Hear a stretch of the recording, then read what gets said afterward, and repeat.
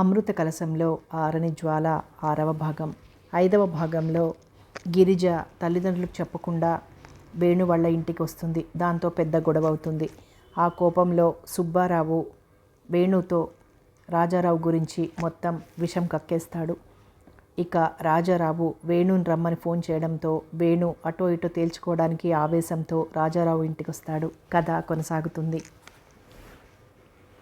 నిశ్శబ్దాన్ని చీలుస్తూ రాజారావు వేణు ఒక్కసారే ఏదో మాట్లాడబోయారు. వేణు తన మాటల్ని ఆపుచేశాడు. కానీ రాజారావు కొనసాగించాడు. నాకు తెలుసు వేణు, నువ్వు నా మాట మన్నిస్తావని. ఇంతకాలం మీరు మన్నిస్తూ నీలాంటి కొడుకుని కన్నా ఆ తండ్రి అదృష్టానికి పొంగిపోయే నాకు నువ్వు స్వయాన నా రక్తబంధమే అని తెలుసుకున్న నేను ఎంత పొంగిపోయానో నీకు తెలియదు. నువ్వు అర్థం చేసుకోలేవు. అతన్ని ఆ మాటల్ని నిస్సారంగా చూస్తూ వింటున్న వేణుకి రాజారావు తేనెపూత మాటలు విన్న తర్వాత ఒళ్ళు మండిపోయింది. అవును, నువ్వు నా కోసం ఎంత ఆరాటపడ్డావో బాగా తెలుసు. పాపం ఎందుకంత శ్రద్ధ తీసుకొని నీ ఆరోగ్యం చెరుపుకుంటున్నావో తెలియక నేను అదే అనుకునేవాణ్ణి. ఎవరైనా వాళ్ళ తండ్రుల గురించి చెప్తుంటే నేను ఎంత గొప్పగా చెప్పేవాడినని. గాడ్ సేక్, ఇంతకాలానికైనా మనం కలుసుకున్నాం కసిగా అంటున్న వేణు మాటలకి రాజారావు ముఖం నల్లగా మాడిపోయింది. తను ఊహించినట్టు వేణు ఒక పట్టాన కొరకబడేవాడు కాడు. ఇలాంటి వాడికి మామూలు తేనె మాటలు ఖాతరుండదు. రాజారావు చిన్నగా నవ్వి, నాకు తెలుసు వేణు, నీకు నేను తండ్రిని తెలిసాక ఎంత ద్వేషం నా మీద ఉంటుందో నేను ఊహించగలిగాను. అది నీ తప్పని నేనెలా అంటాను? పరిస్థితులు అలాంటివి. మీ అమ్మకు ఓపిక అనేది లేదు. వద్దన్న పని చేయడం అలవాటు. కావాలని సంసారాన్ని చిన్నాభిన్నం చేసింది. తన జీవితంలో తనే నిప్పులు పోసుకుంది. ఆడదానికి కావాల్సిన అణకువ ఏ కోశానా లేదు. నేనన్న మాటల్లో తప్పు ఏమైనా ఉందేమో మీ మామయ్యనే అడుగు. ఎంతో గారంగా పెరగాల్సిన నువ్వు ఎంతో కష్టపడ్డావు. అహంభావంతో ఇంత పనిచేసింది మీ అమ్మ. పోనీ గతం ఏదైతేనేం, మొన్న కలిసినప్పుడైనా మామూలుగా మాట్లాడిందా? మహా పతివ్రతలు పుట్టిన ఈ దేశంలో మీ అమ్మ అలా చేయడం బాగుందా? మగవాడిని తల్లి చివరిదాకా చూడలేదు కదా. తప్పనిసరై మళ్ళీ పెళ్లి చేసుకున్నాను. అయినా నీకేం నష్టం లేదు వేణు. నా బాధ్యత నేను నెరవేరుస్తున్నాను. ఈ ఆస్తి అంతా నీదే వేణు. నీకేం దాని గురించి వేదనే అక్కర్లేదు. ఇంకా తన గురించి పొగుడుకుంటూ తన తప్పుడు పనులు కప్పిపుచ్చుకుంటూ నిందంతా పార్వతి మీద నెట్టుతూ తీపిగా పాపం పుణ్యం ఎరగని వాడిలా చెప్పేస్తున్న రాజారావు మాటలు వేణు మిస్టర్ రాజారావు అన్న గద్దింపుతో ప్రవాహం లాంటి అతని మాటలు ఆగాయి. గుడ్లు మిటకరించి వేణు వంక చూశాడు.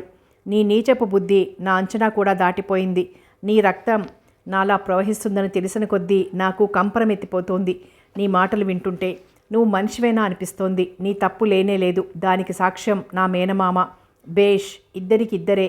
మీ ఇద్దరు చీము నెత్తురు లేని భూతాలు కావచ్చు, కానీ నేను మనిషిని.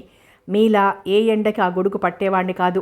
నా తల్లి చెవట బిందువులతో ఇంత వాడినయ్యాక నన్ను చూడగానే నీకు గర్వం వచ్చింది. పైగా ఆస్తి గురించి బాధ్యత గుర్తుకొచ్చింది. నన్ను చూసి నువ్వు గర్వపడడం కాదు, నీలాంటి తండ్రిని చూసి నేను పొంగిపోతున్నాను. ఎంత నీచంగా ఆలోచించగలవు? ఆస్తి నాకు ఎరవేస్తున్నావా? ఆ ఆస్తితో నన్ను నీ దగ్గరకు తీసుకొని ఓర్వలేని మీ అందరితో కలిసి ఆ అమృతమూర్తిని మరింత బాధలు పెడదామనా? నీ రక్తం నాలో ఉంది, కానీ పెంపకం నీది కాదుగా. నీ బుద్ధి రాలేదు. వేణు అంటున్న ఒక్కొక్క మాటకి రాజారావు పాము విషం కక్కుతున్నట్టు ముఖంలో రంగులు మారుస్తున్నాడు. కఠినంగా అయిపోయింది అతని ముఖం. ఇక భరించలేకపోయాడు. అందుకే, వేణు, నువ్వు చాలా ఎక్కువ మాట్లాడుతున్నావు. కన్న తీపి కొద్దీ నిన్ను ఉద్ధరిద్దామనుకుంటే నీకు పొగరెక్కువైంది. నీకు కూడా పొగరు ఎక్కింది. నీకు నాకు మధ్య బంధాలు పూర్తిగా తెంచేస్తోంది నీ తల్లి. కన్నంత మాత్రాన తండ్రిననే అధికారం నీకు వస్తుందని అనుకోకు. ఇంతకాలం నీ వల్ల అవమానాలు పడ్డా నేను ఏవీ మర్చిపోలేదు. నా తల్లి నా కోసం పడ్డ కష్టాల్ని కూడా మర్చిపోయేంత పశువుని కాను. ఆవిడ మంచిదనం నీలాంటి వాడికి అర్థం కావడం కష్టమే. వేణు అంటున్న మాటలకి రాజారావు పళ్ళు కొరికాడు. నీ తల్లిని పొగుడుకో, కానీ అంత నా మీద, నా ఆస్తి మీద ఆసక్తి లేని వాడివి నేను ఫోన్ చేయగానే ఎందుకు వచ్చావు? ఇన్ని నీతి వాక్యాలు చెప్తున్నావు. నీ బుద్ధి ఏమిటి? వేణు వంక కసిగా చూస్తూ అన్నాడు రాజారావు. ఎందుకొచ్చానా? నిన్ను ఏమైనా చేద్దామని. కానీ నా సంస్కారం అడ్డుగోడై నిలుస్తోంది. చిన్ననాటి నుంచి నువ్వంటేనే నాకు కసి. నన్ను కానీ అమ్మను కానీ హింస పెట్టిన ఎవరినైనా క్షమిస్తానేమో, కానీ నీ పట్ల మటుకు నేను రాజీకి రాలేను. మా కన్నీళ్లకు కారకుడివి నువ్వు. అందుకే నువ్వు నా జన్మ కారకుడివని తెలిసినప్పటి నుండి నాలో శాంతి లేదు. పైగా నువ్వు ఎంతో ప్రేమగా ఫోన్ చేశావు. దాంతో నాలో అశాంతి మరీ హెచ్చయింది. పాపం నా మీద ఆశలు పెట్టుకుంటున్నట్లున్నావు. నీ డబ్బుతో ఈ ప్రజల నోళ్లు మూయించి సిగ్గు అనేది విడిచిపెట్టి ఇన్నాళ్లకి నేను నీ కొడుకునని, ఆ ప్రేమకు కారణం నా ఉద్యోగం అని తెలుసులే అందరికీ చెప్పి నీ పథకాలు నెరవేరుద్దామని నువ్వు అనుకోవచ్చు. కానీ నాకు అభిమానం ఉంది. ఎంతోమంది నా తండ్రి చచ్చాడని కూడా అనుకుంటారు. ఇన్నాళ్లకి నేను నిన్ను తండ్రిగా ఈ సమాజానికి చూపెట్టలేను. ఆ మాట చెప్పడానికి, నా మీద ఆ చనువు నీకు అనవసరం అని చెప్పడానికి వచ్చాను. కానీ నీ ఆస్తి ఆశించి కాదు. నువ్వు దానమివ్వలా. నేను తలుచుకుంటే నీ ఆస్తి నాకు రాదా? నిర్లక్ష్యంగా అంటున్నాడు వేణు. వేణు చూపిస్తున్న ఈ నిరసనకు రాజారావుకు కారం పూసుకున్నట్లుగా ఉంది. వేణు, నువ్వు చాలా తెలివిగా మాట్లాడుతున్నాను అనుకోకు. నువ్వు విద్యావంతుడివి, వివేకవంతుడివి అనుకున్నాను. కానీ ఇంత మూర్ఖుడివి అనుకోలేదు.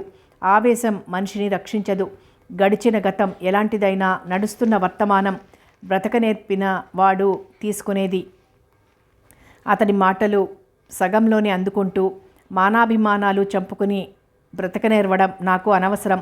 మర్చిపోయేంత గతం కాదు నాది. నేను పుట్టినప్పుడు ఎలా పెరుగుతానా అన్న ఆలోచన లేని నీ పితృవాత్సల్యం, నా చదువు ఎలా సాగుతుందో అని ఒక్కసారైనా ఆలోచించలేని ప్రేమ ఈనాడు పాపం పొంగి పరవళ్ళు తొక్కుతోంది. నా మనస్సు నువ్వు పాడు చేయలేవు. రాజారావు వంక ద్వేషంగా చూస్తూ అంటున్న వేణు వంక చూస్తూ, మిస్టర్ వేణు, కంగుమంది రాజారావు కంఠం. నన్ను ఎదిరించడం కాకుండా నాకే పాఠాలు నేర్పుతున్నావా? నీ వయసెంత, నీ అనుభవం ఎంత, నీ ఉద్యోగం ఎంత? నాకు కోపం తెప్పించకు. నీలాంటి ఆఫీసర్లని నామరూపాలు లేకుండా చేయగలను తీవ్రంగా అన్నాడు. ఆ మాటలు వేణుకు మరింత ఆవేశాన్ని కలిగించింది. ఏం బెదిరిస్తున్నావా? నీలాంటి వాళ్ళు ఏమైనా చేయగలరు. కానీ నేను నీ బెదిరింపులకు కానీ నీ నాటకాలకు కానీ లొంగనని తెలుసుకో. నన్ను రెచ్చగొట్టకు. నీ మతి చెడగొట్టుకోకు. వస్తా అంటూ వేగంగా స్ప్రింగ్ డోర్ తెరిచి బయటకు అడుగుపెట్టాడు. అక్కడే తలుపులకి చెవియాంచి కళ్ళు పత్తికాయల్లా చేసి వింటున్న సుమిత్ర వేణు విసురుగా అకస్మాత్తుగా తీసిన తలుపుకి ముక్కు పచ్చడైపోగా ముక్కు రుద్దుకుంటూ వేణు వెళ్ళిన వైపే చూస్తూ ఆలోచిస్తుండిపోయింది. ఆమె మనసు తీవ్రంగా ఆలోచిస్తోంది. వేణు ఇతని కొడుక అంటే వేణు తల్లి పార్వతి తన సవితి. ఆవిడ తన కొడుకుని ఇంతవాణ్ణి చేస్తుంది అని మాట వరుసకైనా సుబ్బారావు గారు చెప్పలేదు. విడాకులు ఏమీ లేకుండా మొదటి భార్యను వదిలేశాడు. అతని కొడుకు ఎప్పుడైనా దావా వేస్తాడేమో అన్న భయం సుబ్బారావు దగ్గర కానీ ఈయన దగ్గర కానీ అంటే తేలిగ్గా కొట్టిపారేసేవారు వాళ్ళు. పైగా ఇప్పుడు ఊరికే వచ్చారు. అందులోనూ అతను కలెక్టర్. ఈ సంగతంతా సుబ్బారావుకు తెలిసే ఉంటుంది. తనతో ఎందుకు చెప్పలేదు? వాళ్ళు ఒకటి కాదా ఏమిటి? అందులో తన భర్త విపరీతమైన అవకాశవాది. ఎంతగా వేణుని దగ్గరకు తీసుకుందామనుకుంటున్నాడు. పైగా ఆస్తి కూడా ఇచ్చేస్తానంటున్నాడు. ఈ కోపాలు ఇవన్నీ తాత్కాలికాలే. అందకపోతే కాళ్ళు కూడా పట్టుకుంటాడు తన భర్త. వాళ్ళంతా ఒకటైపోతారు. తన బ్రతుకు ఇంకా ఆలోచించలేకపోయింది. పరిష్కారం ఏమిటా అని ఆలోచించసాగింది. వేణు ఇంటికి చేరేసరికి 8 దాటింది. హాల్లో కూర్చుని ఆలోచిస్తోంది పార్వతి. క్లబ్లో గొప్పింటి అమ్మాయిలని కోడలుగా చేసుకోకుండా లోచనని కోడలుగా చేసుకోవడానికి కారణం తన కొడుకు దగ్గర తన పెత్తనం చెల్లదని అట. సుమిత్ర చిత్రం. నిన్నటిదాకా సుమిత్ర ఎవరో తనకు తెలియదు. తను ఫలానా అని తెలియకుండానే తన మీద ఇన్ని కథలు సృష్టించడంలో ప్రముఖ పాత్ర అయింది. తెలిస్తే ఇంకేమంటుందో.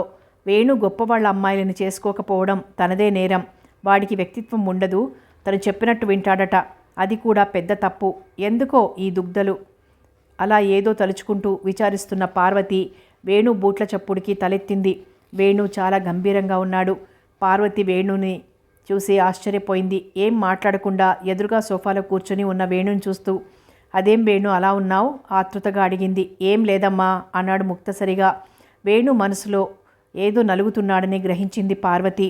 లోచని వచ్చింది. లోచని లక్ష్మి సుబ్బిగాడిని సాయం తీసుకొని ఎగ్జిబిషన్కి వెళ్ళారు. ఈరోజు నువ్వు చాలా త్వరగా ఆఫీస్ నుంచి బయలుదేరావట కదూ అడుగుతోంది. వేణు ఏమిటో ఆలోచిస్తున్నాడు. అందుకే దేనికి సమాధానం చెప్పలేదు. ఏదో మాట్లాడుతుండే వేణు మౌనంగా ఉండేసరికి పార్వతికి ఆందోళన కలిగింది. చప్పున వేణు నుదుటి మీద చేయి వేసి, ఏరా అలా ఉన్నావు అడిగింది ఆతృతగా. వేణు కళ్ళెత్తి తల్లివంక చూశాడు. అతనికి రాజారావు అన్న మాటలు ఒక్కసారిగా గుర్తుకొచ్చాయి. కోపంతో ముఖం ఎర్రబడింది. ఏమిట్రా మాట్లాడవు అన్న పార్వతి అంటున్న మాటలకి తేరుకుని, ఏం లేదమ్మా అని నవ్వడానికి ప్రయత్నించాడు. తను రాజారావును కలుసుకున్నట్టు అమ్మకు చెప్పకపోవడమే ఉత్తమం. అమ్మ మనసు కూడా అశాంతికి గురవుతుంది. వేణు మనసులో దాచుకుందామన్న విషయాన్ని పార్వతి కనిపెట్టింది. అన్నయ్య వేణుకు తండ్రి గురించి చెప్పిన తర్వాత వేణులో మార్పు వచ్చింది. తను ఊహించినట్టు కాకపోయినా వేణులో ఆవేదన ఉంది. బహుశా ఈరోజు అతన్ని కలుసుకోవడం జరుగుంటుంది. లేకపోతే వేణు ఇంత పరాకుగా ఉండడమేమిటి? వేణు గంభీరంగా పిలిచింది. కళ్ళు మూసుకున్న వేణు కళ్ళు తెరిచాడు. పిలిచావా అన్నాడు. అవును. మీ నాన్నను కలుసుకున్నావా? పార్వతి ప్రశ్నకి కొద్దిగా ఉలిక్కిపడ్డాడు వేణు. అందుకే అమ్మా అన్నాడు. నాన్న ఎవరమ్మా? కసిగా అన్నాడు. నిన్ను వదిలేసినంత మాత్రాన అతని సంబంధం అదేగా అంది నిర్వికారంగా నవ్వుతూ. కావచ్చు, కానీ అతను చాలా దుర్మార్గుడమ్మా. అటువంటివాడు ఆ పదానికే అనర్హుడు అన్నాడు ఆవేశంగా.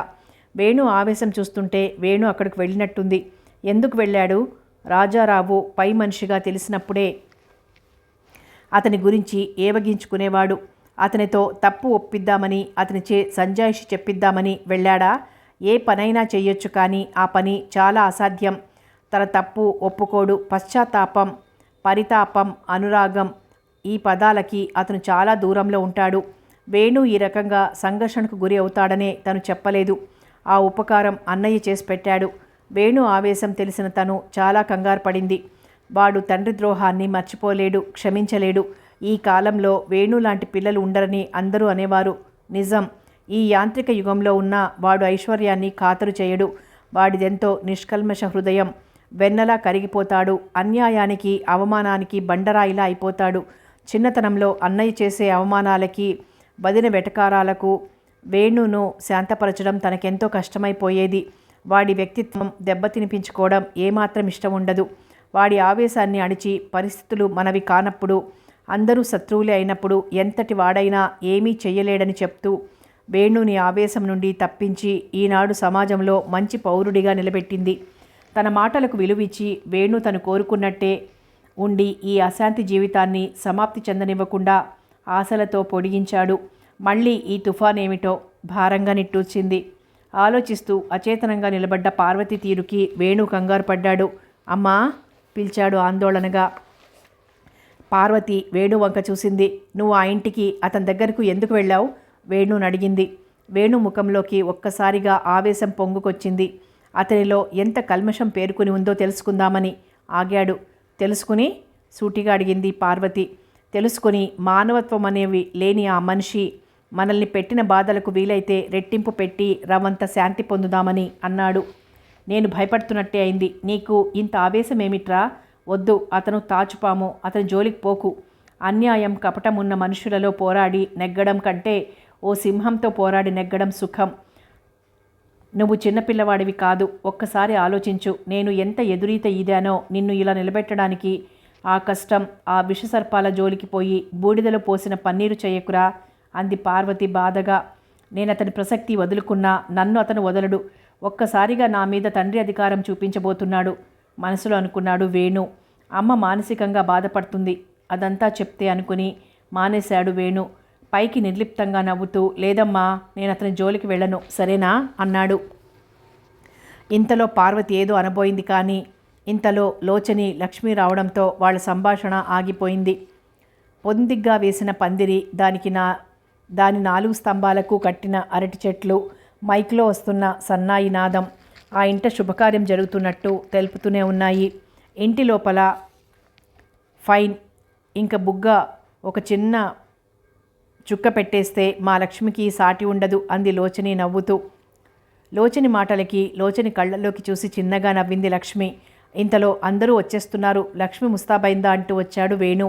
ఓ, ఎప్పుడో రెడీ అయిపోయింది. ఈ రోజుల్లో మగవాళ్ల ముస్తాబులే ఆలస్యం అంది లోచని చిలిపిగా నవ్వుతూ. అవునట అన్నాడు వేణు నవ్వుతూ. తెల్లటి పట్టుపంచే లాల్చి వేసుకుని పెళ్లి కళతో మెరుస్తున్న రాఘవ రాగానే రాఘవని లక్ష్మిని రమ్మని పిలుస్తూ తను గబగబా ముందుకు నడిచాడు. అతనికి ఎదురొచ్చిన లోచని తల్లి భ్రమరాంబని, లోచని చెల్లెలు, తమ్ముళ్ళని ఆప్యాయంగా ఆనందంగా పలకరించాడు వేణు. పెద్దబాబు రాలేదా అండి? లోచని తల్లిని అడిగాడు. ఆవిడ వేణుని చూడగానే గబగబా బోల్డ్ సిగ్గుపడిపోతూ పమిట కొంగు చరచర భుజాల మీదుగా కప్పేసుకుని రాలేదండి అంది. లోచని చెల్లెలు శిరీష పొడుగ్గా అందంగా ఉన్న వేణుని చూసి అక్కయ్యది భలే ఛాన్స్ అనుకుంది. ఇంతలో లోచని వచ్చి వాళ్ళని లోపలికి తీసుకువెళ్ళింది. పార్వతి వచ్చి భ్రమరాంబను ప్రేమగా ఆహ్వానించి కూర్చోబెట్టింది. తను కూడా వాళ్ల పక్కన కూర్చుని శిరీష చేతిని ప్రేమగా నిమురుతూ, ఏమ్మా ఇంత ఆలస్యంగా వచ్చారేం అంటూ భ్రమరాంబను అడిగింది. ఆ మాటలకి భ్రమరాంబ బరువుగా నిట్టూర్పు విడిచి, ఇంతకన్నా చప్పున రమ్మనమంటారా? పనులు కదండి, తీరికుండదు. మా పనులు మేమే చేసుకోవాలా మరి అంది సాగదీస్తూ. ఆవిడలా అనడానికి కారణం, పార్వతిని నౌకర్లు అదెక్కడ పెట్టమంటారు ఇదెక్కడ పెట్టమంటారు అని అడుగుతుంటే భ్రమరాంబలో అసూయ కెరటంలా ఎగిసిపడి పార్వతి ప్రశ్నకు అలా పుల్లవిరుపు సమాధానం అందించింది. ఆవిడ భావం అర్థం చేసుకున్న పార్వతి, ఎవరి పనులు వాళ్ళు చేసుకుంటే తప్పేముందమ్మా అంది. లోచనికి తల్లి పెళుసు మాటలకి లోలోపల మండిపడిపోయింది. పార్వతి అంది మళ్ళీ, మీరు కూడా ముహూర్తాలు పెట్టించేస్తే వేణు పెళ్ళైపోతే నా బాధ్యత తీరిపోతుంది. మరే కానీ మా మరిదిగారు ఈ మాసంలో ఒక్క ముహూర్తం కూడా మంచిది లేదన్నారు అంది కళ్ళు తిప్పుతూ భ్రమరాంబ. ఏమిటోనమ్మా చాదస్తం, అన్ని జాతకాలు చూసి అన్నీ తెలిసిన పెద్దలు నిర్ణయించిన వివాహాలు మటుకు ఎన్ని సుఖవంతమవుతున్నాయి, కర్మను ఎవరూ తప్పించలేరు అంటున్న పార్వతి మాటల్ని సగంలోనే అందుకుంటూ, అదేం మాటలేండి, మేమేమీ మీలా చదువుకోలేదు, మీలా అంత ఇదిగాను ఉండలేం. మా చాదస్తాలు మావి, ఉన్నా లేకపోయినా ఆడపిల్ల పెళ్లి ఘనంగా చేయాల్సిందే. ఏదో మీకైతే లక్ష్మి పరాయి పిల్ల కాబట్టి ఏదో రిజిస్ట్రార్ పెళ్లి చేసేసి ఇలా చిన్న తంతు జరిపి చేతులు దులిపేసుకుంటున్నారు. మాకెలా వీలవుతుంది చెప్పండి? కన్న కడుపు కదా, ఆ చెట్టంత మొగాడు పోయానా ఈ పిల్ల రెక్కల ఆధారమైంది కదా. ఆ మహారాజే ఉంటే మాట ఆపి బర్రను చీదేసింది భ్రమరాంబ వంక చూసి. అయ్యయ్యో మీరలా బాధపడకండి అంటూ ఓదార్చింది పార్వతి. తల్లి ప్రవర్తనకి లోపల మండిపడింది లోచని. రిజిస్ట్రార్ పెళ్ళట, ఇంగ్లీష్లో అనడం రాకపోతే మానేయకూడదు, ఏదో కొంపలు అంటుకుపోతున్నట్టు బాధ, ఎంత తోస్తే అంతే అలాగే మాట్లాడుతుంది, చెప్తే కోపం. పార్వతి ఓదార్పుతో భ్రమరాంబ కళ్ళు గట్టిగా తుడిచేసుకుని గాఢంగా నిట్టూర్చింది. భ్రమరాంబతో, లక్ష్మి మాకు పరాయి పిల్ల కాదు, వేణు తను నమ్మిన ఆదర్శం కోసం ఇలా జరిపించాడు అని ఆమెకు చెప్దామనుకుని చెప్పినా అర్థం చేసుకోదు. ఎప్పుడు ఏ మాటని ఎలా అర్థం చేసుకుంటుందో తెలియదు. ఈమెతో తనకు వాదన ఎందుకు అని ఆ ప్రయత్నం విరమించుకుంది పార్వతి. ఇంతలో వేణు వచ్చి, అదేమిటమ్మా ఇక్కడ కూర్చున్నారు, మిసెస్ రాజన్ వాళ్ళొచ్చారు అని చెప్పగానే అందరూ లేచారు. వేణు ఇంటి ముందున్న ఖాళీ స్థలంలో చిన్న స్టేజ్ లాంటిది ఏర్పాటు చేశారు. దాని మీద సోఫాలో రాఘవ లక్ష్మి కూర్చుని ఉన్నారు. ఒక్కొక్కళ్ళు వస్తున్నారు. వేణు మగవాళ్ళని సాధారణంగా ఆహ్వానిస్తుంటే లోచని చెల్లెలు ఆడవాళ్ళని ఆహ్వానిస్తున్నారు. ఇంతలో తెల్లటి చీర కట్టుకుని దేవతల మెడలో వేళ్లాడుతున్న క్రాస్ ఉన్న గొలుసుతో వస్తున్న గిరిజను చూసి అంతా ఆశ్చర్యపోయారు. అందరికీ అయోమయంగా ఉంది. లోచనే ముందుగా తేరుకొని గిరిజను ఆప్యాయంగా పిలిచింది. పార్వతి గిరిజను ఒక్కసారిగా కౌగులించేసుకుంది. చిలిపిగా ఉండే గిరిజేనా, ఏమిటిదంతా అనుకుంది. అందరూ తమనే చూస్తూ ఉండడంతో పార్వతి ఆ ప్రయత్నం మానుకుంది. ఎవరి అమ్మాయి అని అడిగిన వాళ్ళకి ముక్తసరిగా చెప్పింది పార్వతి. ఫాదర్ కూడా వచ్చారు. వేణు కోరికపై బిషప్ మైక్ దగ్గరకు వచ్చారు. రాఘవ లక్ష్మిల వివాహం ఆనందమయం అయ్యేలా చెయ్యాలని భగవంతుణ్ణి ప్రార్థించారు. ఆ తర్వాత మనందరికీ ఎంతో ప్రియమైన వేణు ఏ పని చేసినా ఏదో ప్రత్యేకత ఆదర్శం ఉండేట్టు చేస్తాడని, ఈనాడు తన సోదరి లక్ష్మి వివాహం ఆదర్శప్రాయంగా చేసి అందరికీ మార్గదర్శకుడయ్యాడని, సాంప్రదాయ పద్ధతిలో వివాహం జరిపితే అయ్యే ఆ ఖర్చును మిగిల్చి దిక్కులేని అనాథల కోసం నిర్వహింపబడే తమ సంస్థకు విరాళం ఇవ్వడంలో వేణు ఎంత ఆదర్శవాదో తెలుస్తుంది అనగానే కరతాళ ధ్వనులు మిన్నుముట్టాయి. ఫాదర్ ప్రసంగం ముగించి కూర్చోగానే వేణు లేచి, అంతగా తనను ప్రశంసించేస్తే తనకు గర్వం ఎక్కడొస్తుందో అని భయంగా ఉందని, తను విధి నిర్వహణ మాత్రమే చేస్తున్నానని, తమకన్నా గొప్పవారు ఏ ఫలితాన్ని ఆశించక సమాజ శ్రేయస్సే ధ్యేయంగా పెట్టుకున్న ఫాదర్ లాంటి వ్యక్తులు ఆణిముత్యాలని చెప్తూ, ఈ ఆదర్శం ఆశయం తనకంటూ ఉన్నాయంటే తన జననే కారణం అన్నాడు. ఇలా ఈ పైకాన్ని తను కోరకుండా తన మనసులో మాట గ్రహించి ఇవ్వడానికి తన సోదరి లక్ష్మి అంగీకరించడం, దానికి ఆమె భర్త సహకరించడం వల్లే తను అనుకున్నది జరిగిందని చెప్పి ఆ నూతన వధూవరులను ఆశీర్వదించమని కోరుతూ వాళ్ల పెళ్లికి వచ్చిన శుభాకాంక్షలు చదివి ముగించాడు వేణు. ఆ తర్వాత చిన్న కవితాగోష్ఠి జరిగి టీ పార్టీ ముగిసింది. అతిథులంతా సెలవు తీసుకుని వెళ్ళిపోతున్నారు. చివరగా బిషప్ గిరిజ మిగిలారు. గిరిజ, ఫాదర్, అత్త నన్ను ఈ రోజుకి ఇక్కడ ఉండమంటోంది అని వేణుతో మాట్లాడుతున్న బిషప్ గిరిజ మాటలకి అలాగేనమ్మా అన్నారు గిరిజ వంక చూస్తూ. వేణుతో, ఇంతటి దయార్థ హృదయం గల బిడ్డ మా సేవకు వస్తానడం నిజంగా మా భాగ్యం వేణు. ఎన్నో ఆటంకాలు ఎదుర్కొని ఈ రకం సేవలకి ఒప్పుకొని తండ్రిని ఒప్పించిందో నాకే ఆశ్చర్యం వేస్తోంది. ఆడుతూ పాడుతూ తిరగాల్సిన వయసులో ఎంత విరక్తి సాలోచనగా అన్నారు బిషప్. ఆ తర్వాత ఆయన కూడా వెళ్ళిపోయారు. ఆ ఇంటి వెనక వైపు ఉన్న పెరట్లో నుంచుని అరచేతితో గడ్డాన్ని రాసుకుంటూ వినిలాకాశం వైపు చూస్తూ ఆలోచిస్తున్నాడు వేణు. ఆడుతూ పాడుతూ తిరగాల్సిన వయసులో ఎంత విరక్తి. గిరిజ గురించి బిషప్ అన్న మాటలు పదే పదే జ్ఞాపకం వస్తున్నాయి. దానికి కారణం ఎవరు? తన మొద్దుపిల్లలా ఉండే గిరిజలో ఎంత భావసంచలనం. నివురుగప్పిన నిప్పులాంటిది గిరిజ. అలా ఆలోచిస్తున్న వేణు, ఇక్కడున్నావా, భోజనానికి రాబావా అంటూ వచ్చిన గిరిజ వైపు చూశాడు. మసక వెన్నెల్లో దేవదూతలా కనిపించింది గిరిజ అతని కళ్ళకి. తననే పరీక్షగా చూస్తున్న వేణు వంక చూస్తూ, ఏమిటి బావా అలా చూస్తున్నావు? పిచ్చిదానిలా పిచ్చి పిచ్చిగా మాట్లాడే గిరిజ ఇలా మారిపోయిందేమిటానా అంది చిరునవ్వు నవ్వుతూ. గిరిజ వంక అర్థం కానట్టు చూస్తూ, అదేం కాదు గిరిజ, అసలు నువ్వు ఎందుకు ఈ నిర్ణయానికి వచ్చావు? పెళ్లి చేసుకుని జీవితాన్ని పండించుకునే వయసులో ఈ జీవితాన్ని ఎందుకు ఎన్నుకున్నావు? ఆవేదనగా పలికింది వేణు కంఠం. పెళ్ళా? విరక్తిగా నవ్వింది గిరిజ. నేనిప్పుడు అన్ని బంధాలకు దూరంగా ఉన్నాను కాబట్టి ఒక్క విషయం చెప్తాను బావా. చిన్నతనం నుంచి నువ్వే నా భర్తవి అనుకునేదాన్ని, కానీ నేను ఆ అదృష్టాన్ని నోచుకోనని తెలిసాక నాకు పెళ్ళంటేనే విరక్తి ఏర్పడింది బావా. పెళ్ళి అంటే పోరు పెడుతున్న అమ్మా నాన్నల బారి నుండి ఎలా తప్పించుకోవాలా అని ఆలోచిస్తున్న నాకు ఈ మార్గం దొరకడం అదృష్టం అంది నిర్వికారంగా నిర్మలంగా ఉన్న గిరిజ వంక చూస్తూ. నీ జీవితం అలా అవడానికి కారణం నేనన్న బాధ నా గుండెల్ని పిండుతోంది గిరిజ అన్నాడు బాధగా వేణు. బహుశా వేణు గిరిజతో గంభీరంగా హృదయం విప్పి మాట్లాడుతున్నది ఇదే మొదటిసారి అవుతుంది. అంతవరకు గిరిజను తలతిక్క పిల్లగా భావించి ఎగతాళిగా మాట్లాడేవాడు వేణు. అదేమిటి బావా, చిన్నపిల్లవాడిలా నువ్వు అలా అనుకుంటే ఎలా? ఒక్కటి చెప్పు, చందమామను చేరుకోగల అదృష్టం, ఆ శక్తి అందరికీ ఉంటుందా? ఇందులో నీ తప్పేముంది బావా? నువ్వు అలా బాధపడితే నాకెంత కష్టంగా ఉంటుందో ఆలోచించు. నువ్వు అందరిలా ఆలోచిస్తున్నావా? వీల్లేదు బావా, నీలాంటి వాళ్ళు నన్ను ప్రోత్సహించాలి, నా సాహసాన్ని మెచ్చుకోవాలి. ఏం బావా? సూటిగా అడుగుతున్న గిరిజ వంక చూస్తూ, తను ఊహకందని భావాలు గిరిజలో చూస్తూ అయోమయంగా నిలబడిపోయాడు వేణు. వేణు ఎంతకు మాట్లాడకపోయేసరికి, ఏం చెప్పు బావా, నేను చేస్తున్న పని మంచిది కాదా అడిగింది మళ్ళీ. వేణు మెల్లిగా పెదాలు విప్పాడు. నిన్ను అర్థం చేసుకోవడంలో నేను ఓడిపోయాను గిరిజ. నువ్వు ఈ మనుషుల్లో ఉండాల్సిన మనిషివి కావు. అందుకే నీ జీవితం అందరికన్నా విరుద్ధంగా సాగుతోంది. నువ్వెన్నుకున్న ఈ మార్గంలో నువ్వు పరిపూర్ణరాలివి కావాలి. నిన్ను చూసుకుని మేమంతా గర్వపడాలి ఆవేశంగా ఆవేదనగా అన్నాడు వేణు. నీ ఆశీస్సులే నాకు రక్షబావా. నీలాంటి నవనీత మూర్తిని పొందబోతున్న లోచని అక్కయ్య నిజంగా అదృష్టవంతురాలు బావా. గిరిజ మాటలు పూర్తి కాకుండానే అంది. ఈ లోచని ఒకరికి చెందాల్సిన అదృష్టం బలవంతాన మళ్లించుకుంటే నా అదృష్టం కన్నా గొప్పదవుతుందేమో గిరిజ అంటున్న లోచని మాటలకి ఇద్దరూ అటువైపు చూశారు. అక్కయ్య అంది గిరిజ. అవునమ్మా అంటూ ఏదో చెప్పబోతున్న లోచని మాటలకు అడ్డొస్తూ గిరిజ అంది. బావని అపార్థం చేసుకోవద్దక్క, ఇదంతా నేను సృష్టించుకున్నదే. తెలుసునమ్మా, నాకు నువ్వు నిజంగా దేవతవి, అందుకే నాతో అంత ప్రేమగా మాట్లాడగలుగుతున్నావు అంది. ఇంతలో గిరిజ అన్న పార్వతి కేక విని గిరిజ లోపలికి వెళ్ళింది. వేణు వంక లోచని వంక వేణు చూసుకుంటూ 2 నిమిషాలు నిశ్శబ్దంగా గడిపారు. ఆ నిశ్శబ్దాన్ని చీలుస్తూ లోచని అంటూ చెప్పబోయిన వేణు మాటల్ని అందుకుంటూ, నాకు తెలుసు మీరు చెప్పబోయేది. గిరిజ విషయం నాతో చెప్పలేదనా? అసలు మీ ప్రమేయం ఉంటేగా మీరు చెప్పడానికి అంది. నువ్వెంత మంచిదానివి లోచని, నీలాంటి అమృత హృదయం నా సొంతం కావడం నా అదృష్టం అంటున్న వేణు నోటికి తన వేలు అడ్డం ఉంచింది.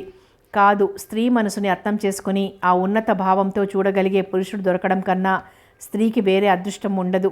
మరి ఆ అదృష్టం నాకు దొరకడం మరింత అదృష్టం కదూ.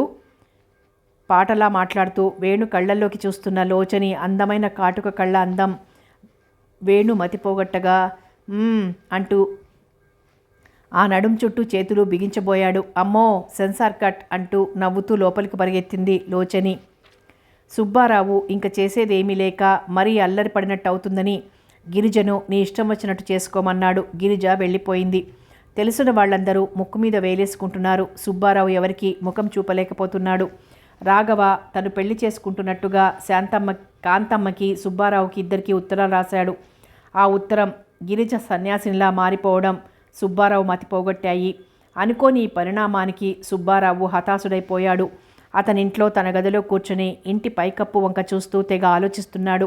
ఇంతలో అమ్మాయి, అంటూ పిలుస్తున్న కాంతమ్మ పిలుపు వినపడింది. కాంతమ్మ రాజ్యం రాగానే ఎవరో చచ్చిపోయినట్లు గొల్లుమంది. అంతవరకు కూతురితో తగువ పెట్టుకొని వేరే ఇంట్లోకి వెళ్ళిపోయిన కాంతమ్మ రాఘవ రాసిన ఉత్తరంతో బెంబేలు పడిపోయింది. కాంతమ్మకు ఇలా రాశాడు రాఘవ. తను లక్ష్మిని పెళ్లి చేసుకుంటున్నట్టు, మనిషి జీవితంలో సుఖశాంతులు ఇవ్వడానికి మనిషి మనసు ముఖ్యం కానీ కులం మతం ఇవేవి శాంతినివ్వవని, తను చేస్తున్న పని ఏమీ కాని పని కాదని, కాంతమ్మ మనసు మార్చుకుని తనను ఆశీర్వదిస్తే తనెంతో ఆనందిస్తానని, భార్యను పోషించుకోవడానికి పెద్ద పెద్ద ఆస్తులేం అవసరం ఉండదని, తను తల్లి పట్ల నిర్వహించాల్సిన బాధ్యత తప్పకుండా నెరవేరుస్తానని, ఆవిడ అపోహలు మాని తనను అర్థం చేసుకుంటే తనకెంతో ఆనందంగా ఉంటుందని, పిల్లల ఆనందం పెద్దల సుఖం పిల్లలు ఆలోచించి అర్థం చేసుకుంటే ఏ తగవులు రావని, ఇలా ఘాటుగా తల్లికి ఉత్తరం రాసి పంతాలు మాని పెళ్లికి రమ్మని అర్థించాడు రాఘవ. ఒక్క ఉత్తరానికే పంతాలు వదిలి మనసులు మార్చుకొని విశాల హృదయాలుగా కాంతమ్మ లాంటి వారంతా మారిపోతే ఈ ప్రపంచంలో కన్నీళ్లు దాని తాలూకు గాథలు మచ్చుకైనా ఉండవేమో.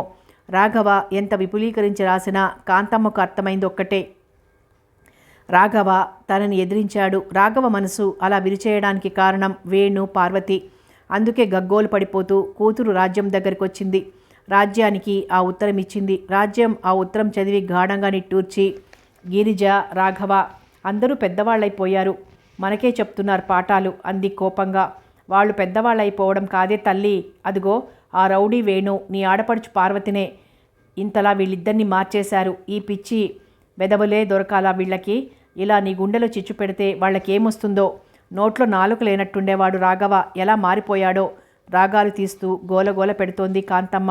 సుబ్బారావుకు ఈ పరిణామాలకు కారణం వేణు, పార్వతి అనే అభిప్రాయం. అనుకోని సంఘటనలకు సుబ్బారావు డీలా పడిపోయాడు. కర్తవ్యం ఆలోచించలేకపోయాడు. కాంతమ్మ ఏడ్పు సుబ్బారావులో వేణు, పార్వతుల మీద కసిని నిప్పురాజుకుంటున్నట్లుగా కణకణమంటూ ఎగదోస్తోంది. అతని ముఖం కోపంతో ఎర్రబడింది.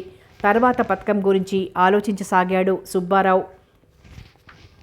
రాజారావు సిగరెట్ వెలిగించుకొని గంభీరంగా ఆలోచిస్తున్నాడు. అతను వదులుతున్న సిగరెట్ పొగలు రింగులు రింగులుగా అతని చుట్టుముడుతున్నాయి. అతని కళ్ళు ఎర్రగా చింతనిప్పుల్లా ఉన్నాయి. పొగల వంక చూస్తూ ఆలోచిస్తున్నాడు. నిన్న ఈ పాటికి తన ఇంటి నిండా పోలీసులు, ఆఫీసర్లు తన ప్రమేయం లేకుండా చకచకా సోదా చేసి పారేశారు. అకౌంట్ పుస్తకాలు తిరగేసి నిలదీశారు. ఎంతో తెలివితేటలుగా ఇచ్చేవాళ్లకు ఇచ్చి మొట్టేవాళ్లకి మొట్టి ఇంతకాలం వ్యాపారం చేస్తూ ఈ మధ్యే మరింత ఐశ్వర్యం సంపాదించిన తన మీద ఇంత మెరుపుదాడి జరుగుతుందని, కళ్ళ ఎదుటే లక్షలు నడుచుకుంటూ వెళ్ళిపోతాయని, నగలు వెళ్ళిపోతాయని తను కలలో కూడా అనుకోలేదు. ఎవరి కుర్ర ఆఫీసర్? వీడికి తన మీదే కన్నెందుకు పడింది? వేణు దీనికి కారణమైనా కావచ్చు. తన కొడుకు అన్న పేరే గాని తన మంచి లక్షణాలు ఒక్కటి రాలేదు. ఎలా వస్తాయి? అహంభావి దగ్గర పెరిగాడాయే. తన మీద నేరాలు చెప్తూ పెంచింది. తండ్రి కొడుకులను కాకుండా చేసింది. ఆ వేణుకు కనీస గౌరవం కూడా లేదు. అలా ఏదో ఆలోచిస్తున్న అతనికి సుమతి ఏడ్పు, ఎవరిదో ఓదార్పు వినబడింది. ఊరుకోమ్మా, పీడకలలాగా మనకందరికీ ఒకేసారి కష్టాలు చుట్టుముట్టాయి. సుబ్బారావు కంఠం ఓదారుస్తోంది. ఏం ఊరుకోవడమండి? ఆ లక్షలు ఒంటి మీద ఖర్చు చేసినా భోగమైనా మిగల్లేదేమో. అంత డబ్బు చూస్తూ చూస్తూ ఎవ్వళ్ళకి దానం కూడా ఇవ్వలేమే. ఐశ్వర్యం మీద విపరీతమైన కాంక్షగల సుమతి ముక్కు చీదేస్తూ అంటోంది. సుమతికి సుబ్బారావు మీద, రాజారావు మీద కోపంగా ఉంది. కానీ ఆవిడ తన అక్కసు వాళ్ళ మీద చూపించే లోపునే ఈ దాడి జరగడంతో మనసు పాడైపోయి సుబ్బారావు కనపడగానే గోడు మంది. ఏదో సామెత చెప్పినట్లుంది. డబ్బున్న వాళ్ళంటే అందరికీ ఒళ్ళుమంటే. బ్లాక్ మనీ అని ఏడవడమే తెలుసు కానీ జనానికి సమయానికి ఎక్కువ డబ్బుకైనా వాళ్లకు కావలసిన వస్తువులు సరఫరా చేస్తున్నామే అన్న జ్ఞానం, కృతజ్ఞత ఉండవు కదా వీళ్ళకి. అలా తిరగబడిపోయింది కాలం. సుబ్బారావు అక్కసుగా తన అమూల్య అభిప్రాయం వెలిబుచ్చాడు. బాగా చెప్పారు. ఏదో గొడవలో పడి అడగడమే మర్చిపోయాను. ఇంటి దగ్గర అంతా కులాసానా? రాజ్యమక్క? అంతా ఒకటే కులాసా. బెంగతో కుళ్ళిపోతోంది బాధగా అంటున్న సుబ్బారావు మాటలు సగంలోనే అందుకుంటూ, అదేం? ఆదుర్దాగా అడిగింది సుమిత్ర. అది నా కర్మ, నా చెల్లెలు. సుబ్బారావు మాటల్లో సుమిత్ర జ్ఞాపకం వచ్చింది. తనతో ఎన్నో చెప్పకుండా దాచిన ఇతను ఎంతటివాడో ఆ సంగతి మర్చిపోయి ఇతనేదో ఆత్మీయుడు అన్నట్లుగా బాధ చెప్పుకుంటోంది. సుమిత్ర ముఖం మాడిపోవడానికి గల కారణం సుబ్బారావుకు తెలియలేదు. అతను అనుకున్న పని గుర్తుకు రావడంతో అంతటితో మాట్లాడడం ఆపి, ఇంతకు నేనొచ్చింది ఇంతసేపైనా మీ ఆయన కనబడ్డేం అడిగాడు సుబ్బారావు. లోపల ఆయన గదిలో ఉన్నారు, కావలిస్తే వెళ్ళండి అంటూ చటుక్కున లేచి వెళ్ళిపోయింది సుమిత్ర. సుమిత్ర విసురుగా వెళ్ళిపోయిన వైపు వింతగా చూస్తూ మెల్లిగా లేచి కండువా సవరించుకుంటూ రాజారావు గదిలోకి వెళ్ళాడు. రివాల్వింగ్ చైర్లో కూర్చుని తల వెనక్కి వాల్చి కాళ్ల ఎదురుగుండా బల్ల మీద పెట్టుకున్న రాజారావుని చూస్తూ, ఏమిటి బావా, ఏనుగంతటి వాడవు ఇలా అయిపోయావు, నువ్వే ఇలా దిగాలుగా ఉంటే ఎలా అన్నాడు అతనికి ఎదురుగా కూర్చుంటూ. సుబ్బారావు రాగానే బల్ల మీద నుంచి కాళ్ళు తీసి జుట్టు సర్దుకుంటూ అతని వంక చూశాడు రాజారావు. ఆ కళ్ళల్లో ఏ భావం లేదు కానీ ఎర్రగా మటుకు ఉన్నాయి అతని కళ్ళు. నవ్వడానికి ప్రయత్నించి, నేను దిగాలుగా ఉన్నట్టు నీకెవరు చెప్పారు అన్నాడు. ఆ ప్రశ్నకు ఏం సమాధానం చెప్పాలో అర్థం కాలేదు సుబ్బారావుకు. అది కాదు సుమతి అతని మాటల్ని అందుకుంటూ, సుమతి మాటలకేంలే, ప్రతి విషయానికి గాబరా పడుతుంది. కాకపోతే నా ఆలోచనల్లా ఇంత అకస్మాత్తుగా ఎన్నడూ లేంది ఇలా అవడమేమిటో. ఇలా ప్రతిసారి వస్తే ఇంక వ్యాపారం చేయడం ఎందుకు అన్నాడు రాజారావు తన మనసులో బాధను కప్పిపుచ్చుకుంటూ. సాధ్యమైనంత వరకు గుంబనంగా పలుకుదామన్న తాపత్రయంతో, ఓ సిగరెట్ ఇలా పడేయ్ అని అడిగి సిగరెట్ తీసుకుని వెలిగించుకొని అగ్గిపుల దూరంగా పడేసి సిగరెట్ నోట్లోంచి తీసి పొగ వదులుతూ, రోజులు అలా మారిపోయాయి, పరువు పోతుందనుకుంటున్నామేమో. నీకు తెలియందేముంది, పరువుకు విలువలేదు ఈ రోజుల్లో. డబ్బున్న వాళ్ళంటే ఏడ్చే వాళ్ళ దగ్గరికి వెళ్ళి ఓ 4 పచ్చనోట్లు నీవి కావు అనుకుని ఇచ్చేయి, కిక్కురు మనరు. లేకపోతే చాలామంది అంత హఠాత్తుగా పెద్ద మనుషులు ఎలా అయిపోతున్నారయ్యా. అది ధనమహత్యం, దానికి తిరుగులేదు. దానికి దాసోహం అవని వాడూ లేడు. ఎవరో సన్యాసులు గిరిజా రాఘవ లాంటి వాళ్లకు ఐశ్వర్యం ఎక్కువ అయిపోయిందేమో కానీ, అయినా ఆడదాంట్లో ఇలా కూర్చొని ఆలోచిస్తే సరిపోదు. నా మటుకు నన్ను చూడు, ఎన్ని కష్టాలు. అయినా రాయిలా ఉన్నానా లేదా? అతను చివరగా అన్న మాటలకి ఏమిటన్నట్లుగా చూశాడు రాజారావు. అయ్యో, నీకు తెలియదు కదూ, పార్వతి ఏది, నా చెల్లెలు నా కొంప ముంచేసిందయ్యా. ఆవిడ కొడుకు వేణు అన్నట్టు ఈ ఊరి కలెక్టర్ వేణు. ఎవరో అర్ధోక్తిలో ఆగిన అతని సందేహానికి సూటిగా అతని కళ్ళలోకి చూస్తూ అదో రకంగా నవ్వి, నువ్వు చెప్పకపోయినా నాకు తెలిసింది అన్నాడు. ఆ మాటలకి సుబ్బారావు ఒక్క క్షణం ఎందుకో గతుక్కుమన్నాడు. నేను చెప్పేదేముంది, ఆవిడకు ఏది పార్వతికి నీకు తెలియందేమిటి? ఎవడి ఖాతరు లేదు, ఒకళ్ళ కింద ఉండడమే. ఆవిడ పేరుకు చెల్లలే కానీ అటువంటప్పుడు ఎలా చెప్పను? అయినా ఆ సందర్భంలో అంత తీరిక ఓపిక ఎప్పుడు దొరికాయి? తిప్పి మాట్లాడుతున్నాడు సుబ్బారావు. రాజారావు చాలా గడుసువాడు, అందుకే అవునులే, నీకు అసలే పాపం పనితీరుబడి ఉండదు, మర్చిపోయి ఉంటావు. అందులోనూ ఇప్పుడు మీ అమ్మాయి అన్ని బంధాలు తప్పించింది, కానీ అప్పుడు ఏ కలెక్టర్నో మరెవరినో చేద్దామనే హడావుడిలో ఉండి ఉంటావు అన్నాడు పళ్ళు నొక్కుకుంటూ. సుబ్బారావు ఆ మాటలకి తడబడుతూ ఆ తడబాటు నవ్వులో కలిపేసి, భలే వాడివే, పై సంబంధం ఎందుకు, రాఘవనే అనుకున్నాంగా. అన్ని పరిస్థితులు అలా తారుమారు చేసేసి చెల్లి అన్న అభిమానం ఏ మూల ఉన్నా అది తుడిచేసుకుందావిడ. పోనీ తండ్రి కొడుకు ఏదో రకంగా కలుసుకున్నారు. తండ్రి కొడుకుల బంధం అంటే మాటలా? మరీ రక్త సంబంధానికి మించిన బంధం ఏముంది? వేణు ఏమన్నాడు? ఇంతకాలానికి కలుసుకున్నందుకు ప్రేమతో పలకరించాడా? కుతూహలంగా అడుగుతున్నాడు సుబ్బారావు. ప్రేమ పళ్లతో పెదవి కొరుక్కున్నాడు. అది మీ వంశంలోనే ఉన్నట్టు కనపడదు అన్నాడు సుబ్బారావు వంక అదోలా చూస్తూ. బాగుందయ్యా, నా మీద మండిపడిపోతున్నావేమిటి స్వామి? ఇంతకు అసలు సంగతి తెలిసింది కాదు నాకు. వేణు నువ్వు కలుసుకుంటున్నారంటున్నావు కదా, ఇక ప్రాబ్లం ఏమిటయ్యా? అతగాడు ఒక్క మాట చెప్తే చాలు నీ జోలికి వచ్చేవాడెవడయ్యా అన్నాడు సుబ్బారావు. నువ్వు చెప్పడానికి నేను వినడానికి బాగానే ఉన్నాయి నీ మాటలు, కానీ జరిగేది అసంభవం. ఆ వేణు మీద నాకెంత ప్రేమ ఉన్నా వాడికి నా మీద అణుమాత్రం భక్తి కానీ గౌరవం కానీ లేవు. వాడు నా కొడుకైనా పెంచింది నీ పొగరమోతు చెల్లెలాయే. నా మీద వాడికి అభిమానం ఉంటుందా అన్నాడు. అతని మాటలు పార్వతి మీదుండే కసితో కర్కశంగా పలికాయి.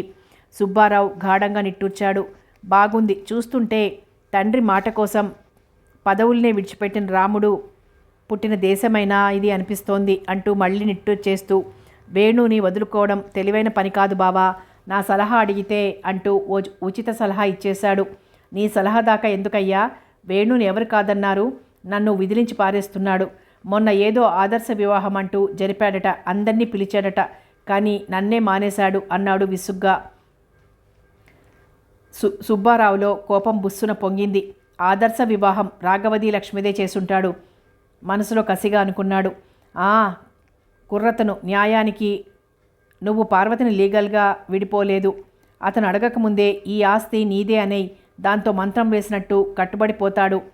తన ఐడియాకి తనే సంబరపడిపోతూ మురిసిపోయాడు. ధనం తప్ప మరో ప్రపంచం లేదనుకునే సుబ్బారావు, నీ సలహా కన్నా నా బుర్ర ఎప్పుడో పనిచేసింది, కానీ మన ఐడియాలేవీ నెరవేరవు. అంత కర్కసపు మనిషా వేణు. అద్గది నన్ను అనడమే గాని నీకు మటుకు ఏం పెద్ద బుర్ర ఉంది? ఉడుకు రక్తమయ్యా. ఆదర్శాలు ఆశయాలు అంటూ పెద్ద అక్కడికి ధనం అంటే తమకిష్టం లేనట్టు మాట్లాడడం కొంతమంది కుర్రకారు ఆఫీసర్లకి అదో ఫ్యాషన్ అయిపోయింది. తీరా తమ దగ్గరకు వచ్చేసరికి అంతా హుళక్కే. ఏదో వెంటనే ఒప్పుకోలేదని కొంతమంది మొండిఘటాలుంటారు. అందులోనూ ఆ వేణు మరీ రణపెంకి. నయానా దగ్గరికి చేర్చాలి, 1,00,000 వ్యవహారాల్లో పనికొస్తాడు. నీ వైపుకి తిప్పుకో. నీ పార్వతి ఏం చేయగలదు? మగపిల్లలెప్పుడు తండ్రి అంటేనే గౌరవం ఉంటుందయ్యా, నాకు తెలుసు అంటూ హితబోధ చేస్తున్న సుబ్బారావు వంక చూస్తూ రాజారావు సాలోచనగా తల పంకించాడు. ఇంతలో ఫోన్ మోగడంతో రాజారావు ఫోన్ ఎత్తి మాట్లాడుతుంటే సుబ్బారావు అనుకుంటున్నాడు, రాజారావును తప్పకుండా వేణు తన వైపు తిప్పుకుంటాడు. కొడుకుని చూసుకుని గర్వపడిపోతూ మిడిసిపడుతున్న పార్వతికి జరగవలసిన శాస్తి అది. పార్వతి, ఇప్పుడేం చేయగలవు? వేణు, నీ పని అప్పుడే అయిపోదు. అలా ఆలోచిస్తున్నాడు సుబ్బారావు. ఆ ఇంటి డాబా మీద చల్ల గాలిలో కుర్చీలో కూర్చుని ఆఫీస్ కాగితాలు చూస్తున్న వేణు పని అయిపోయినట్టుగా ఫైల్ మూసేసి తేలిగ్గా ఊపిరి పీల్చుకున్నాడు. నౌకరు వచ్చి న్యూస్ పేపర్ తెచ్చి పక్కనే ఉన్న చిన్న బల్ల మీద పెట్టాడు. పక్కనే గ్లాస్లో ఉన్న మంచినీళ్లు గ్లాస్ మీద పెట్టిన మూత తీసి తాగి కుర్చీలో వెనక్కి వాలి పేపర్ పుచ్చుకున్నాడు. ఒక్కసారి ఎందుకో ఆకాశం వైపు చూశాడు. అందమైన ఆకాశం తెల్లటి మబ్బులతో నిండిపోయి ఉంది. పడమర అంతా ఎర్రగా ఆకాశంలో మంటలు రేగినట్టుగా ఉంది. ఒక్క క్షణం అలా చూసి మళ్ళీ పేపర్ తిప్పసాగాడు. ఇన్కమ్ ట్యాక్స్ వారు చేసిన దాడులు, వాళ్లకు దొరికిన మొత్తాలు చదువుతుంటే అతని పెదవుల మీద చిరునవ్వు లాంటిదొచ్చింది. ఇంత క్రితం ఫోన్లో ఆఫీసర్ అంటున్నాడు అందరికన్నా ఎక్కువగా రాజారావు దగ్గరే దొరికిందని. ఆ మాటలు విన్నప్పుడు వేణుకు చాలా ఆనందం వేసింది. అది తలుచుకోగానే వేణు ముఖం చాలా కఠినంగా మారింది. మిస్టర్ రాజారావు, నీ పాపం ఇంకా బద్దలవ్వాలి. నేను దేవతను కాదు నిన్ను క్షమించడానికి. నువ్వు చేసిన అన్యాయానికి అభిమానం లేకుండా ఇప్పుడు నువ్వు నా మీద చూపిస్తున్న నటనకు కంపరమెత్తుతోంది నాకు. ఏ అమ్మనైతే ఈనాటికి ద్వేషిస్తున్నావో ఆవిడ ముఖం చూసే నిన్ను వదిలేస్తున్నా. నేనే స్వయాన నిన్ను పట్టిద్దును, కానీ భగవంతుడు నా కోరిక తీర్చాడు. ఆస్తి ఇస్తానన్నావు, పాపం ఇయ్యి. నీ దొంగలెక్కల ఆస్తి ఎంత మిగులుతుందో నేను చూస్తాను అనుకున్నాడు.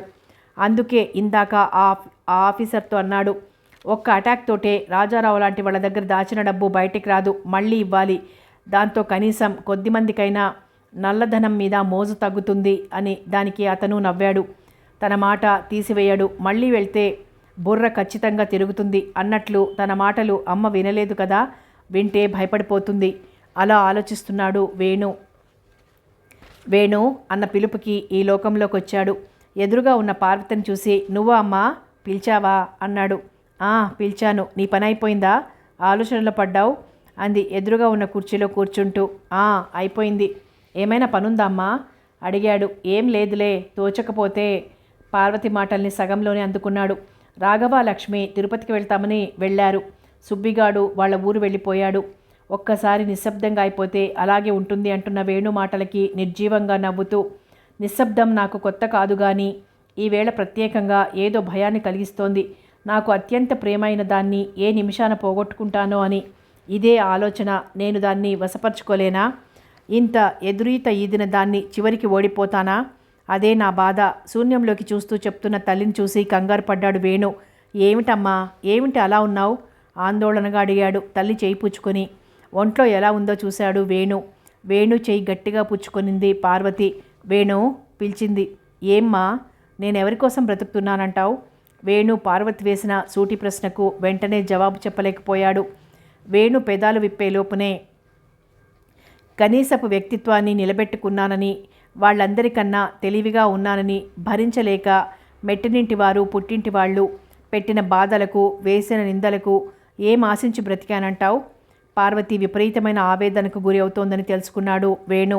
ఏమిటిది? తనేం చేశాడు? అమ్మనింత ఆవేదనలో ఈ మధ్య చూడలేదే తను ఆందోళనగా అన్నాడు వేణు. ఎందుకమ్మా అలా మనసు పాడు చేసుకున్నావు? ఏం చెయ్యనురా, చిన్నప్పుడైతే ఒక్క దెబ్బ వేసి క్రూర మృగాల్లాంటి మనుషులకు దూరంగా ఉంచి పెంచేదాన్ని. ఇప్పుడెలా? నిన్ను రక్షించుకోవడం ఇదే నా బాధ. నా కోరిక చెల్లించలేవా వేణు? పిచ్చిగా అడిగింది పార్వతి. అమ్మా, నేనిప్పుడు ఏం చెయ్యలేదమ్మా. నువ్వు చెప్పినట్టే చేతులు ముడుచుకున్నాను. నీకోసం నా ఆవేశాన్ని, నాలో చెలరేగే ప్రతీకార జ్వాలని అణుచుకున్నాను.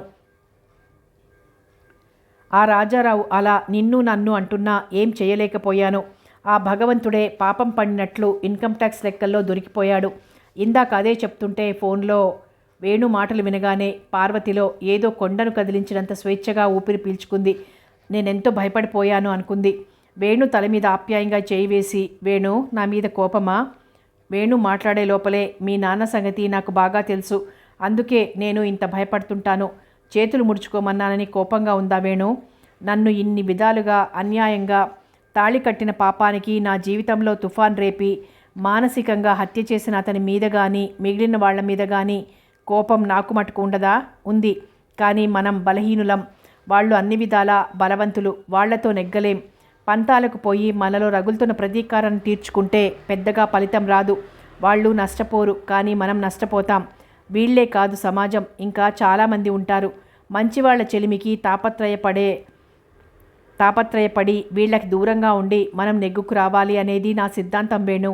నా సిద్ధాంతాన్ని నమ్మమనడం లేదు, కానీ వీళ్ల కోసం, నీ జీవితంలో ఉన్నతి కోసం పైసా ఎత్తు సాయం ఎందులోనూ చేయని మనుషుల కోసం నువ్వు ఆవేశంలో ఏం చేస్తావో అని నా భయం.